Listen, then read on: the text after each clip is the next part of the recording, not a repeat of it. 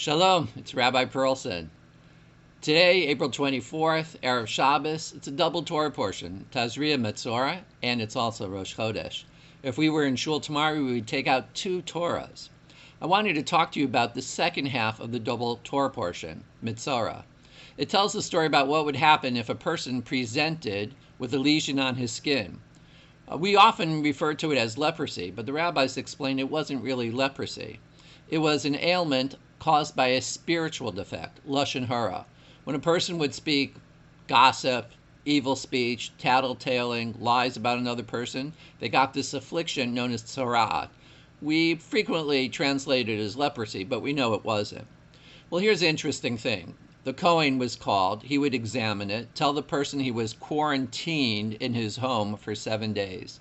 And after 7 days, the Kohen would be brought back. If the lesion went away, he was tahor. He was okay. He could rejoin the community. But if it didn't get better or it got worse, he was considered tameh, which means impure. And then he had to go through a very rigorous process of isolation, quarantine, and atonement that brought about his ability to be brought back into the community. The rabbis explained there were two exceptions to this rule. If a person presented with a lesion and it was yontif, or if a person presented with a lesion on his skin and they were about to get married, they were exempt from this whole process. The rabbis explain why. Well, on yontif, you're with your family.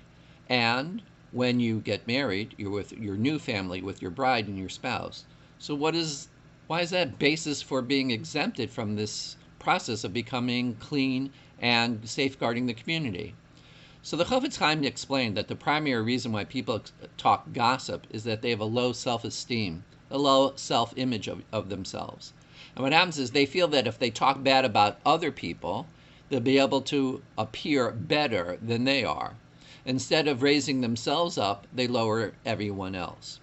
Well, what happens is on Yontif, you're with family, you're with friends, you have meals together. And what happens when you get married? Well, for the entire week after your chuppah, you're treated like a king or a queen.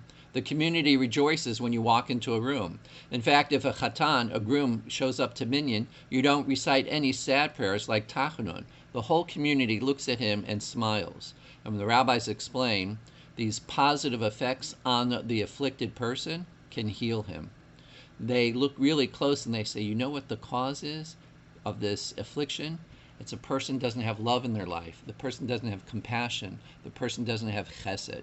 And what happens is during these holidays or during the process of getting married, he learns that he can be elevated by being a positive person, by experiencing love. That is the power of love.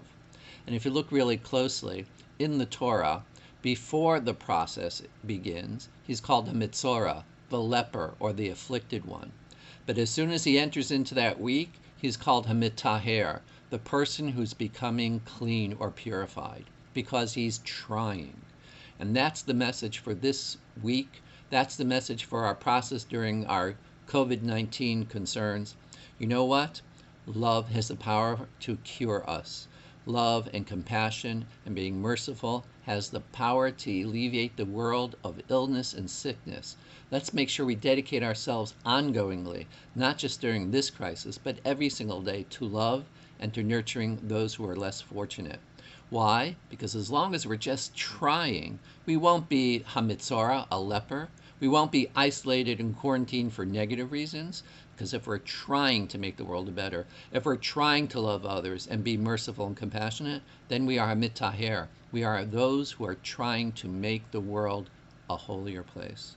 Let's learn from the Torah portion and make sure that we dedicate ourselves to all these positive ideas that are going on in the world, all these positive and nurturing efforts that people have shown themselves to be creatively doing their best to make the world a better place. Because truly then, we've learned the lesson of not only Tazria Metzora, we've also learned the lesson of Rosh Chodesh, that from darkness we go to light. Slowly, each day, the moon is a little bit brighter, bringing more health and happiness and healing to the world. Kain Tieh Lanu, may it also be for us. Shabbat Shalom, love you all.